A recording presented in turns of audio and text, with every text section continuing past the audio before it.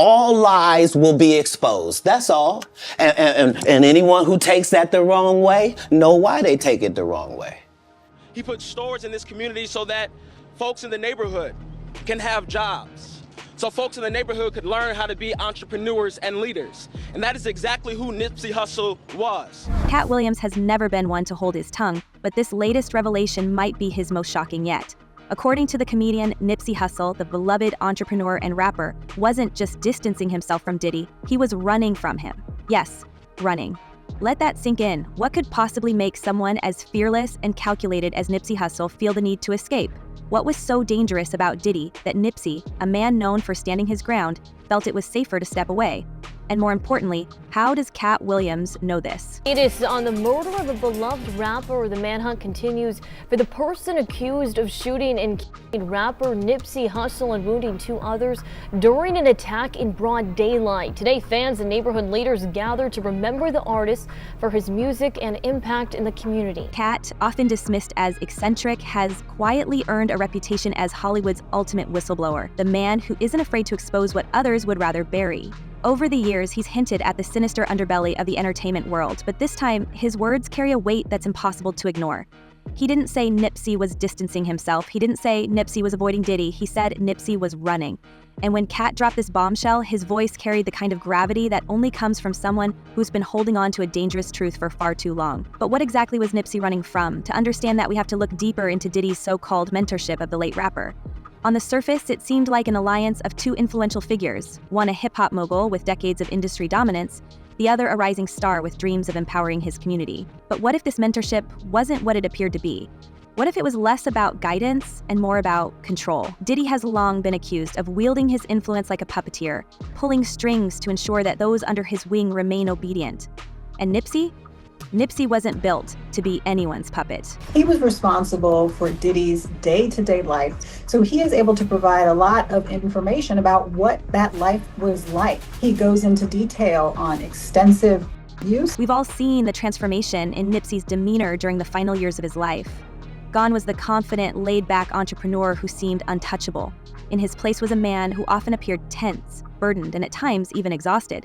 Could this have been the result of Diddy's notorious mentorship tactics? Industry insiders have whispered for years about the cost of working with Diddy, a cost that, according to some, comes not just in dollars but in personal freedom, mental health, and even safety. And if Nipsey, as fiercely independent as he was, found himself caught in Diddy's web, we have to ask, what did it take for him to finally break free? Or did he ever truly escape? This brings us to Lauren London, Nipsey's longtime partner and the mother of his youngest child. Lauren has always been the picture of loyalty, standing by Nipsey through thick and thin. But here's where things start to get murky. Rumors suggest that Lauren may have unknowingly played a role in introducing Nipsey to Diddy. If true, it raises an uncomfortable question. Was Lauren manipulated by Diddy, or was her loyalty to Nipsey somehow compromised? Diddy has a history of using his charm and connections to weave himself into the lives of those he sees as valuable assets. Was Lauren just another piece in his game? Nipsey, I love the 2 of you together. You guys do look like you're on top of a wedding cake today, if I might say. Wow, okay. Okay, we take that. You take that, Lauren? You guys are very cute together. And I have to say, she was on Instagram going, I'm back. And I'm like, where'd you just come back from? I had a baby. Well, 2 years ago, but you know.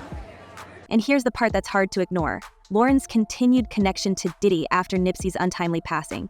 It's subtle, but it's there. Cryptic Instagram posts, industry events where the 2 were spotted in the same circles, whispers of private conversations. All of it adds up to a relationship that raises more questions than it answers. Was Lauren trying to protect Nipsey's legacy by maintaining ties with Diddy? Or was there something deeper, something darker at play? Could her involvement hold the key to unraveling this tangled web of betrayal and manipulation? Katt Williams certainly seems to think so. He's hinted that Diddy's influence over artists like Nipsey comes at a devastating cost. A cost that's not always apparent until it's too late. And while Katt hasn't revealed the full extent of what he knows, his cryptic warning about the bigger price paid by those who work with Diddy is enough to send chills down anyone's spine. What exactly was this price? And how far would Diddy go to ensure that Nipsey couldn't escape his influence? Now, I've had to turn down $50 million 4 times. 4 times. Just to protect my integrity and that hole I was telling you about. Right. That's the question that lingers as we peel back the layers of this story. But let's not forget the timeline. Nipsey's rise to fame wasn't just about music. It was about empowerment, ownership, and community. He wasn't just a rapper, he was a movement. Could that have been what made him a target? In an industry where power is often hoarded by a select few, Nipsey's vision of independence and collective growth may have threatened the very foundation of Diddy's empire.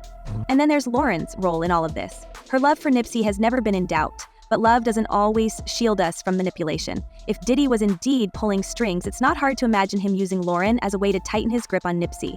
After all, Diddy has never been shy about using personal relationships to his advantage. But here's the kicker. Even after Nipsey's passing, Diddy's shadow looms large over Lauren's life. Is it just coincidence, or is there something more sinister at play? And I know you said he explained all of the items that were involved in these Wild King nights. Did he mention who would participate as well? A lot of them were unknown to him. He did mention that a lot of the women were very, very young as 20, not underage, but certainly young women. As for Nipsey, his legacy is undeniable. His music, his business ventures, his community work, all of it paints a picture of a man who was determined to leave the world better than he found it. But behind that legacy lies a story of betrayal, control, and perhaps an attempt to break free from forces that were determined to hold him back. Katt Williams' warning about the bigger price paid by those who cross paths with Diddy suggests that Nipsey's story is far from over. And as we dig deeper, the questions only multiply. What was Diddy so desperate to control? And why did Nipsey feel he had to run? Even now, years after his passing, Nipsey's presence is felt in every corner of the industry. His vision of empowerment lives on through his family, his music, and his community. But the more we uncover about his life, the clearer it becomes that his story is one of resilience against forces that most of us can't even begin to comprehend. And if Katt Williams is to be believed, those forces might still be at work, pulling strings, silencing voices, and rewriting narratives to protect their own power. We have lost someone who has inspired others, who have came from the ground all the way to the top. But what happens when the truth refuses to stay buried? What happens when someone like Katt Williams, armed with years of industry secrets and no fear of retribution, steps forward to shine a light on the shadows? This isn't just a story about Nipsey Hussle's legacy or Diddy's influence.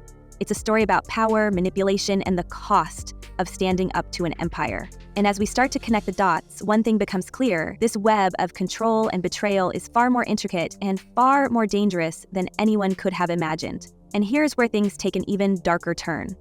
Nipsey Hussle wasn't just another artist in the game. He was a visionary with a plan. He wanted to leave a legacy that transcended music, much like the late Biggie Smalls. In fact, Nipsey himself had expressed admiration for Biggie's project, a magnum opus released just weeks after Biggie's passing, that immortalized him as a hip-hop legend. But what if Nipsey's desire to emulate this trajectory wasn't just a coincidence? What if, by aligning himself with someone like Diddy, he unknowingly walked into the same trap that ensnared Biggie? No words were exchanged? No words exchanged. Nip always humble. Nip, Nip, like I said, was signing autographs. Nip was being Nipsey, Where were you when this happened? I was with Nip prior to the guy. The guy was in the parking lot running around getting his food or whatever it may be. If you look at the tapes, I had my food in my hand the whole time. We've seen this pattern before, haven't we? Diddy, always at the center of the storm, standing tall as the grieving mentor, while his protégés suddenly find themselves at the mercy of tragic circumstances. Biggie's story remains one of hip-hop's greatest mysteries, but the parallels between his fate and Nipsey's are impossible to ignore. Both were rising stars, both were shaking up the industry, and both were tied to Diddy at pivotal moments in their careers.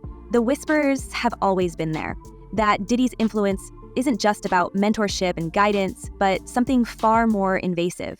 Some suggest he's mastered the art of psychological manipulation, ensuring that those in his orbit remain tethered to him, even in their final moments. And for Nipsey, the cost of that connection may have been far greater than he ever anticipated. Imagine this, a man like Nipsey, fiercely independent and determined to rewrite the rules, suddenly finding himself caught in a web spun by someone who thrives on control. Was Nipsey's growing discomfort a sign that he realized too late the true nature of this mentorship? And if so, how far would Diddy go to maintain his grip on someone who clearly wanted out? The whole time, had a pulse, in and out of consciousness, but he fought hard. I could just see it in his eyes. He was fighting the whole time.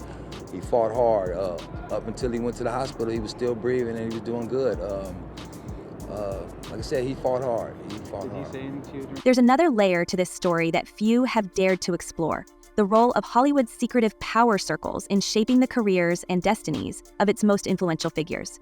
Diddy has long been rumored to be a gatekeeper in these elite circles, wielding influence that extends far beyond the music industry. These power players are said to operate with their own rules, controlling access to fame, money, and opportunities. Nipsey, with his fiercely independent mindset, stood out as someone who wouldn't play by those rules. This made him a disruptor, someone who needed to be either brought into the fold or removed from the equation entirely. Could his resistance to these unwritten codes have painted a target on his back? And then there's the question of Nipsey's connections to other moguls figures who may not have been thrilled about his meteoric rise or his plans to revolutionize the industry. Nipsey wasn't just building a brand, he was building a blueprint for self-sufficiency, one that could inspire others to break free from traditional power structures. This kind of influence isn't just inspiring, it's threatening to those who profit from the status quo. Could Diddy have seen Nipsey not as a protege, but as a rival? A rival who had the potential to shift the balance of power in ways that couldn't be controlled? Good morning, Michael. At this point, we've all probably heard about these infamous parties. Diddy's assistant now giving us details about what he says were called Wild King Nights. What's more, Nipsey's community-focused vision wasn't just about business. It was about legacy. He wasn't content to create wealth for himself. He wanted to uplift those around him, from his family to his neighborhood. This kind of leadership is rare in an industry where individual success often comes at the expense of others. But it also made Nipsey's vision harder to control. Those who benefit most from the entertainment industry's power dynamics thrive on division and dependence. Nipsey's work stood in direct opposition to that, creating a model for collective empowerment that didn't rely on the approval of gatekeepers. Was this the real threat that made certain figures uncomfortable? And let's not forget the timing of it all. Nipsey's rise to prominence coincided with a period of turbulence in Diddy's own career. Rumors of strained relationships, declining influence, and even legal troubles have surrounded him in recent years. Could Nipsey's growing success have been perceived as a challenge to Diddy's dominance, not just in music, but in the broader cultural landscape? And if so, how far would Diddy have been willing to go to protect his empire from someone with the potential to rewrite the rules? Right, because P. Diddy be wanting to party. And you gotta tell him no. You got to tell him no. I did. Finally, we can't ignore the chilling pattern of loss and tragedy that seems to follow Diddy's career. From Biggie to Kim Porter and now Nipsey, the list of figures connected to him who have met untimely ends raises uncomfortable questions. While some might call it coincidence, others see a pattern that's impossible to dismiss. What if these tragedies aren't just isolated events, but part of a larger narrative about power, control, and the true cost of success in Hollywood? Nipsey's story, with all its complexity and heartbreak, might just be the latest chapter in a much darker book. This brings us back to Lauren London, whose grief in the wake of Nipsey's passing has been both heartbreaking and complicated. She stood by his side through it all, but her connection to Diddy in the aftermath has raised more than a few eyebrows. At Nipsey's funeral, Lauren publicly thanked Diddy, a gesture that some saw as nothing more than gratitude. But what if it was something else? What if it was a subtle acknowledgement of deeper ties between the two? Never was I prepared for anything like this, so bear with me, y'all.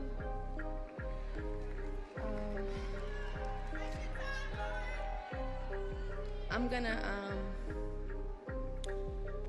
Ermias was asleep one morning, and I was watching him, because I used to love to just watch him sleep. And I wrote him a text while he was sleeping so that when he woke up, he would read it. Here's the thing.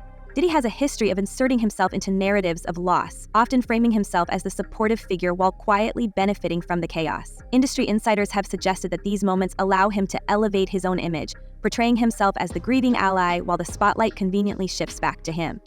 Could Lauren, in her heartbreak, have unknowingly played into this dynamic, or is there more to their connection than meets the eye? Even now, Lauren's continued association with Diddy remains a topic of speculation. She's been seen at events where Diddy's presence looms large, and while some chalk it up to the close-knit nature of the industry, others can't help but wonder, is this about grief, or is it about unfinished business? If Diddy truly had a hand in shaping Nipsey's later years, then Lauren's role in this story might hold the key to understanding what really happened. Was she a pawn in a larger game, or does she know more than she's letting on? I want you to know that I feel real joy in my heart when I'm around you. I feel safe around you, protected, like a shield over me when you're around. I'm totally myself when I'm with you, which is probably annoying because I don't wear my cool mask anymore. You've made me into more of a woman. You've given me the opportunity to really love a man. And then there's the matter of Nipsey's marathon brand, a symbol of his independence, his entrepreneurial spirit, and his commitment to uplifting his community. The brand wasn't just a business, it was a movement, a direct challenge to the industry's status quo, and perhaps that's exactly what made it a threat. Diddy, with his sprawling empire and relentless need for control, has always been known to protect his territory. Could Nipsey's vision have been seen as competition, and if so, how far would someone like Diddy go to neutralize that threat? It's no secret that Nipsey's passing left a void, one that others have been all too eager to fill. The Marathon brand lives on, but not in the way Nipsey had envisioned. His family has worked tirelessly to preserve his legacy, but the question remains, who else has benefited from his absence? And was his untimely end part of a larger plan to dismantle the independence he worked so hard to build? This brings us full circle to Katt Williams' cryptic warning, a warning that feels less like speculation and more like a promise. All lies will be exposed, he said, his tone heavy with the weight of unsaid truths. What lies was he referring to?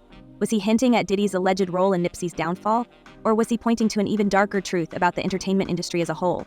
Katt has never been one to hold back, and his words suggest that this story is far from over. See, I got the receipts for everything I'm telling you. That's why I can say them so freely. Katt, I need another one. You here, get your number. Thank you, sir. Thank you. So, what do we make of all this? The eerie parallels between Nipsey and Biggie, the whispers of manipulation and control, Lauren London's complicated connection to Diddy, and the shadowy forces that seem to thrive in the chaos left behind by tragedy. The pieces of the puzzle are there, but the picture they form is one that's almost too chilling to confront. But what about you? What do you think happened? Do you believe Katt Williams is blowing the lid off one of Hollywood's darkest secrets? Or is this all just speculation? Drop your theories in the comments below, because if one thing's for sure, this story is far from finished. And as more light is shed on the shadows, one question remains: how much longer can the truth stay hidden? Until next time, stay curious, stay bold, and remember, the truth always finds a way.